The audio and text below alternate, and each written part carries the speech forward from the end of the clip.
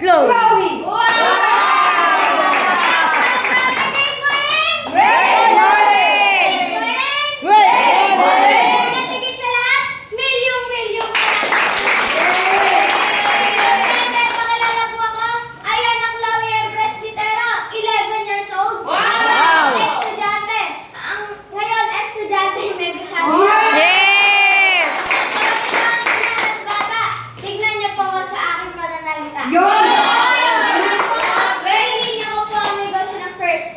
Yes! So, ang natutunan ko po sa Module 3, Visioning and Goal Setting, ay ang lahat ng kasamaan at kahirapan ay nanggaling sa kaisipan. Yes! Sabihin, laging priority sa buhay ang paggawa ng mabuti.